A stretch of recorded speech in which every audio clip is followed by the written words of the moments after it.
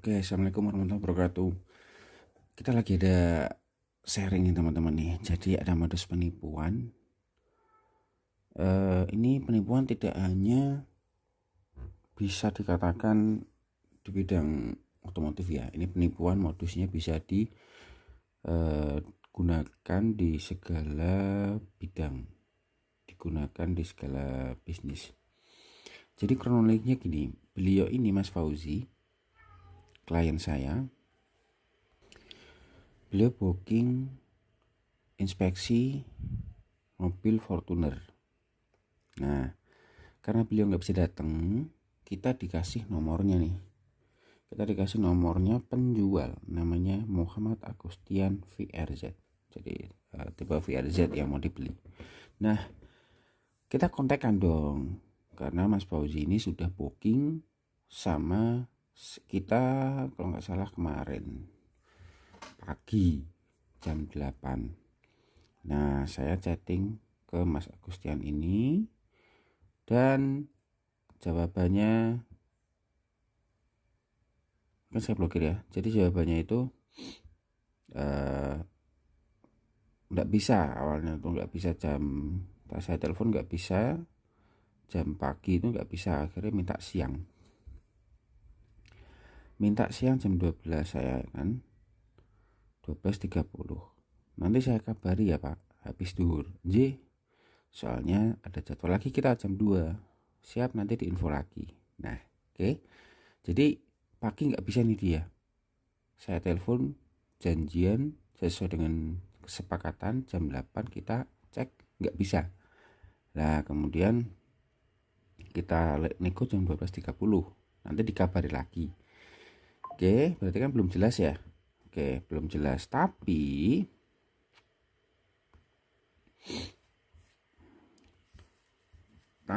diam-diam timnya si Agustian ini mau merebut WhatsApp kita. Dia berusaha login WhatsApp kita. Kenapa kita bisa tahu? Nanti kita urut. Timnya dia berusaha login, tapi kan karena kita ada verifikasi satu faktor, jadi nggak bisa. Gagal dia. Oke, gagal ngerebut WhatsApp kita. Selanjutnya timnya si ini penipu ini, dia ngeflood WhatsApp bisnis kita. Ngeflood itu mengirimkan paket data terus menerus sampai hang, atau kalau bahasa lain ada teman-teman kenal namanya DDoS service dengan chatting. Jadi dua akun WhatsApp komplotannya dia ini, si Muhammad Agustian ini, dia ngeflood chatting sampai banyak banget, ratusan, ada sekitar total tuh 200 lebih pokoknya. Jadi jalan terus 201, 202, 3, 4, 5, 6, 7 sampai WhatsApp bisnis saya ngehang, crash, ini nggak bisa dibuka.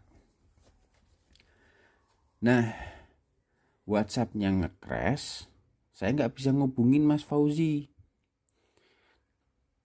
Selama saya tidak bisa menghubungi Fauzi, padahal itu nggak lama sih, sebenarnya cuma 1 jam. Itu klien saya di chatting sama komplotannya yang ngaku kalau sudah dicek nomornya ini bukan tim kita nih. Nah, untungnya kenapa kita bisa chatting Mas Fauzi. Nah, ini paginya kita bisa chatting nih jam 9.38, karena kejadiannya jam 8-an itu di flood. Kita menautkan WhatsAppnya di HP lain. Jadi ini ada di laptop dan juga di HP Samsung kita yang buat di lapangan. Untungnya itu. Jadi 2 device, laptop dan Samsung itu nggak nge-crash. Yang nge-crash cuma ini. Jadi kita tetap bisa buka pesan. Solusinya gimana? Kita kena flood. Oke, kita masuk ke solusi dulu. Kenapa kita bisa buka, ini kronologi dari awal. Jadi di WhatsApp itu ada pengaturannya,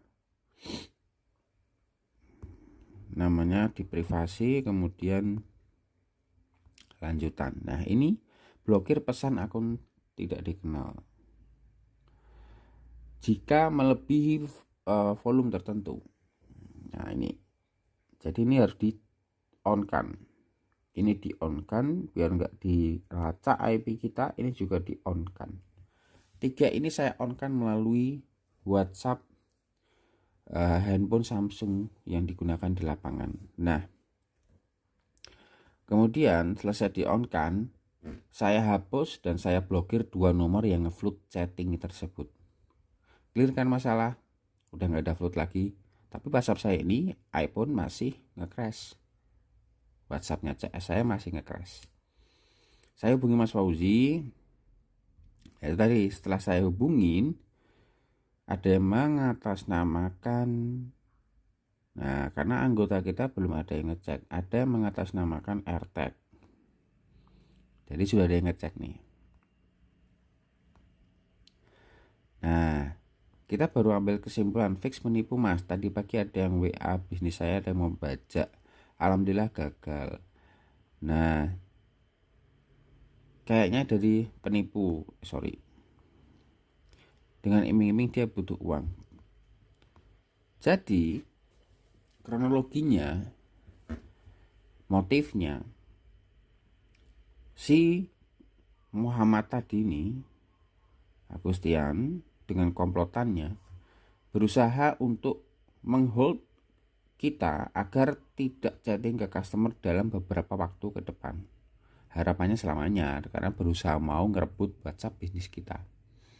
Nah ketika kita gagal, kita bisa chatting, baru ketahuan itu mereka menjadi AirTag cloningan nih. Menjadi AirTag cloningan yang meyakinkan bahwa unitnya itu sudah dicek sama tim kita. Nah kemudian dia penipu meyakinkan bahwa unitnya aman, unitnya sehat, BPKB STNK ready, harganya juga sesuai, biasanya kayak gitu. Nah kemudian si klien saya Mas Fauzi itu, ya Mas Fauzi dia sudah yakin nih dengan hasil dari inspeksi si penipu itu. Kemudian transfer duit ke penjual untuk DP, hilanglah DP itu. Nah kronologinya seperti itu, motifnya seperti itu taktiknya mereka seperti itu. Nah buat teman-teman hati-hati ya, mereka berusaha untuk mengelabui kita agar dapat cuan dengan cara yang haram, dengan cara yang salah gitu. Nih komplit nih semua foto-foto, laporannya, cuman ya kita ada laporan PDF dan dia nggak ngasih. Nah, betul-betul aman dan sebagainya, itulah ya. Jadi mereka modusnya seperti itu. Kalau ditelusuri, ini nomor pun juga bukan nomor sembarangan, itu nomor penipu online-nya.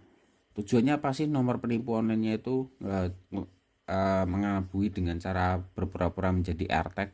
Tujuannya itu biar klien percaya, sekali lagi percaya dan yakin bahwa unit tersebut aman, sehat, unit tersebut ada, unit tersebut BPKB STNK ready, unit tersebut harganya sesuai dengan yang didapatkan di iklan, padahal bukan. Jadi VRZ yang diiklankan itu kalau nggak salah itu di tahun 2020 kalau nggak salah, atau berapa tuh saya lupa, itu harganya sama pasaran selisih 30 juta. Nah tujuannya untuk meyakinkan hal itu, padahal ya itu penipu itu gitu. Hati-hati buat teman-teman semua, ini di bidang jasa inspeksi seperti ini. Nah nggak tahu di bidang lain, bisa jadi terjadi. Contohnya penjualan mobil bisa terjadi seperti itu, atau yang lain. Semua bisa terjadi dengan motif seperti ini, teman-teman harus hati-hati ya. Thank you, gitu aja sharing dari saya. Assalamualaikum warahmatullahi wabarakatuh.